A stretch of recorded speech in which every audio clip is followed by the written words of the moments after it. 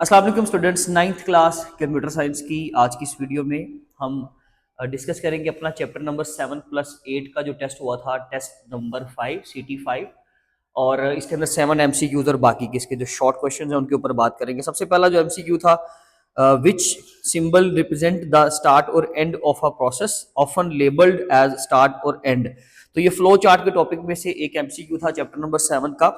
इसका जो है वो लाजमी तौर पे पूरा टेबल तैयार करें, आपको कोई भी एक MCQ शेप के हवाले से आ सकता है। तो स्टार्ट और एंड सिंबल के लिए हम ओवल शेप, एग लाइक जो स्ट्रक्चर होता है ना, उसको इस्तेमाल करते हैं। तो यहाँ पर सी ऑप्शन जो है वो राइट आंसर है।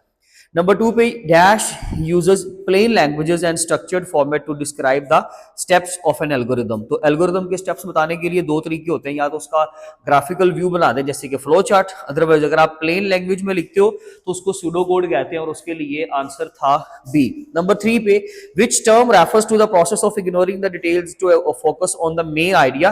तो ये हमारे पास प्रॉब्लम सॉल्विंग की टेक्निक्स में से कुछ टेक्निक्स हैं जिनके अंदर से डिकम्पोजिशन, पैटर्न कोग्निशन आता है या फिर एब्स्ट्रैक्शन। तो ये एब्स्ट्रैक्शन जो है वो इस पैटर्न पे काम करता है कि वो जितनी भी अननेसेसरी इंफॉर्मेशन होती है या एक्स्ट्रा इंफॉर्मेशन होती है उनको वो कम करके तो to the point specific information पे हमें ले आता है फिल्टर करके चीजों को। इसलिए इसका जो है वो सी ऑप्शन राइट था। Which of the following is the first step in problem solving according to computational thinking. Computational thinking में सबसे पहला स्टेप ये होता है कि हमें अंडरस्टैंड करना चाहिए अपनी प्रॉब्लम को। ऑप्शन बी राइट आंसर है। बगैर किसी भी चीज के ऊपर टाइम वेस्ट किए सबसे पहले अपनी प्रॉब्लम पे काम करें, उसको अंडरस्टैंड करने की कोशिश करें, यानी कि सवाल समझने की कोशिश करें, एंड देन आप बाकी चीजों पे वर्किंग करेंगे। नंबर 5 पे what does CSS stands for cascading style sheet है। आपको ये MCQ देने का मकसद ये था कि एब्रीवेशन जो है वो किसी भी चीज की, HTML की, CSS की, या इसके अलावा किसी भी अंदर टैग में से किसी चीज की वो एब्रीवेशन आपको पूछी जा सकती है। ये चैप्टर नंबर 8 का MCQ था। नंबर 6 पे in JavaScript which markup is use for comments. Comments के लिए हम जावा के अंदर जो है वो डबल स्लैश यूज करते हैं, यानी कि यहां पर वो बी आंसर हो गया। और नंबर 7 पे which tag is use to display a horizontal line in HTML। तो टैग का एक सवाल लाजमी आना है। देखें, मेरी कोशिश ये है कि मैं किसी हद तक आपको स्ट्रक्चर समझा रहा हूं कि इस स्ट्रक्चर पर सवाल आना है। जरूरी नहीं कि ये बहुत इंपॉर्टेंट क्वेश्चन जो है वो पेपर में दिए गए, नो, 2-3 क्वेश्चन मेरी कोशिश होती है मैं एक्सरसाइज में से आपकी अटेम्प्ट करवा लूं ताकि आपकी एक्सरसाइज की प्रैक्टिस हो जाए, फिर मैं 2-3 आपको लेसन में से करवाता हूं ताकि आप रीडिंग करें उस चीज की। और आपको क्वेश्चन बताने का मकसद, यहाँ पे कुछ क्वेश्चन देने का मकसद ये होता है कि आपको टॉपिक की समझ आ जाए। जैसे कि फ्लोचार्ट का टॉपिक, जैसे कि उसमें से मैंने आपको सिंबल का सवाल कर लिया, सिंबल का क्वेश्चन आ जाएगा। जैसे कि यहाँ पर क्वेश्चन आ सकता है आपको टैग का, और टैग का क्वेश्चन लाजमी तौर पर वो पूछेगा। कोई भी एक टैग देगा या स्टेटमेंट देके टैग पूछ लेगा, ये टैग देके उसका पर्पस पूछ लेगा, उसका टास्क पूछ लेगा कि ये टैग किस काम आता है। इस लिहाज से आपने इसकी तैयारी लाजमी करनी है। नेक्स्ट चलते हैं शॉर्ट क्वेश्चंस के ऊपर। नंबर 1 पे सबसे पहला जो शॉर्ट क्वेश्चन है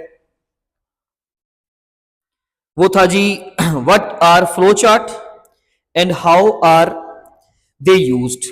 फ्लो चार्ट क्या चीज है और उसको हम किस तरह से इस्तेमाल करते हैं। फ्लो चार्ट की सिंपल आप लोगों ने डेफिनेशन बतानी है और हम फ्लो चार्ट को किस तरह से इस्तेमाल करते हैं, यानी कि एरोस वगैरह लगाकर हम सिंबल्स को कनेक्ट करते हैं।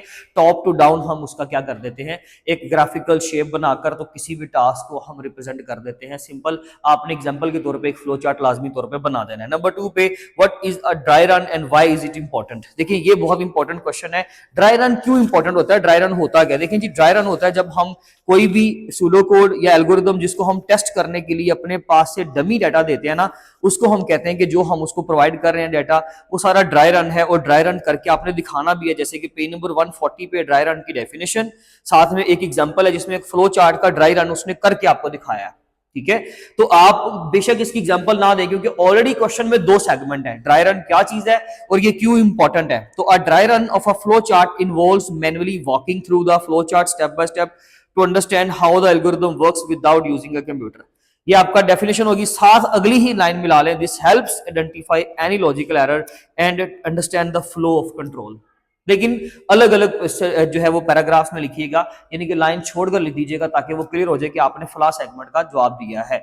अगर ये 2 सेगमेंट ना पूछता व्हाट इज ड्राई रन, तो फिर मैं आपको कहता कि आपको सजेशन देता कि आप एक ड्राई रन लाजमी करके दिखाएं। उसके लिए डेफिनेटली फिर आपको एल्गोरिथम एक छोटा सा फ्लो चार्ट जो कि बहुत सिंपल है, फिगर 7.7 पेज नंबर 140 पे वो आप बना दें। अगर 2 सेगमेंट ना हो सवाल के अंदर तो खुद से बनाएं 2 सेगमेंट लाजमी। नंबर 3 पे डिफाइन कंप्यूटेशनल थिंकिंग, ये सिंपल कंप्यूटेशनल थिंकिंग एग्जांपल है, डेफिनेशन है, साथ में इसके कुछ आप मेथड्स बताना चाहें तो उसके नाम लाजमी लिखते हैं। नंबर 4 पे write a pseudo code to determining whether a number is even or odd. तो आपने सूडो कोड लिखना है किस चीज का जी, एक नंबर इवन है या ऑड, इस चीज को बताने के लिए। तो उसके लिए हम एग्जांपल है देंगे इसके लिए। पे नंबर 135 पे एल्गोरिदम नंबर 1 है, एग्जांपल नंबर 1 है। ये सारी स्टेटमेंट लिखने की जरूरत नहीं है, डायरेक्टली जाएं और स्टेप नंबर एल्गोरिदम के अंदर भी जो 4 से लेकर 10 तक की लाइन है ना, 4 से लेकर 10 तक की आप ये लिख दें, आपका एल्गोरिदम तब भी चलेगा। ये सूडो कोड है इस चीज का बेसिकली, और आपने यही लिखना है। नेक्स्ट क्वेश्चन है, explain the difference between N ordered list and unordered list in HTML. HTML chapter number 8 का क्वेश्चन है, ऑर्डर्ड लिस्ट और अनऑर्डर्ड लिस्ट के अंदर क्या फर्क होता है, हमें ये बताना है। साथ में आप उनके टैग्स लिख दें, एग्जांपल बेशक आप ना दें, जस्ट डेफिनेशन लिखें, साथ में एग्जांपल दे दें उनकी। इसके अलावा यानी कि ओएल का टैग हम इस्तेमाल करते हैं, साथ में यूएल का टैग इस्तेमाल करते हैं। सिंपल 2 से 3 लाइन का कोड जो है वो जाकर चैप्टर नंबर 8 से इसके टॉपिक से आप तैयार कर लें। इसके अलावा क्वेश्चन था जी, how do you link an external CSS file to an HTML document. अब ये क्वेश्चन बड़ा इंपॉर्टेंट है और ये लाजमी तौर पे इस तरह का सीएसएस से रिलेटेड, फाइल से रिलेटेड, उसको अटैच करने से रिलेटेड जो है ना, वो एक क्वेश्चन जो है वो लाजमी तौर पे वो बनाएगा।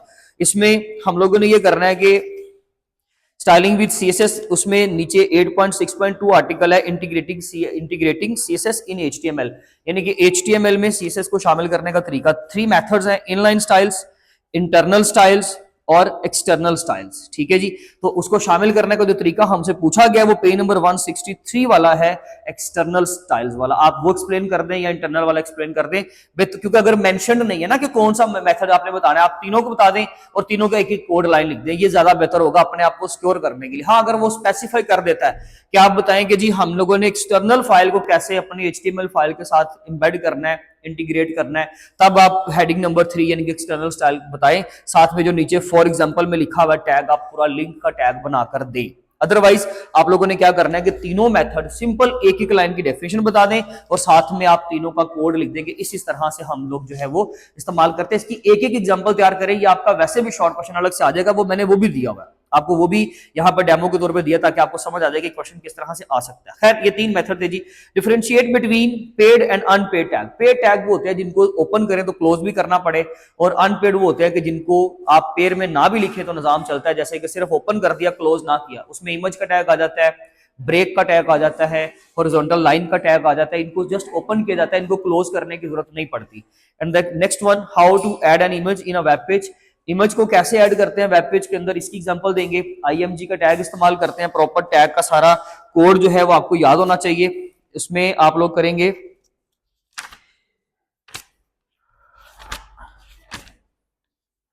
पेज नंबर 160 पे 8.5.4 आर्टिकल है इमेज का। यहां से आप इमेज टैग जो है वो एक तो बताएं कि इमेजेस क्या होती हैं, यानी कि किस तरह से ऐड करते हैं, और साथ में उसका कोड लिखकर बताएं। यानी कि कोड, इसको ऐड करना बेसिकली एक डिस्क्रिप्शन है ना ओवरऑल, आप थोड़ा सा ये बता दें उसके बारे में, और बाकी अदरवाइज आपसे कोड पूछा गया है जो इमेज वाले पैराग्राफ में लास्ट लाइन है, images are added using the image tag, और नीचे वो टैग बना दे। आपसे सवाल ये किया गया, अगर आपने ये लिखा हुआ है तो अगर आपने साथ कुछ भी ना लिखा होगा तो तभी आपको 2 नंबर दे देगा। लेकिन अपने आप को सिक्योर करने के लिए, गुड प्रेजेंटेशन के लिए, आप एक आध लाइन ऊपर से साथ अटैच करें।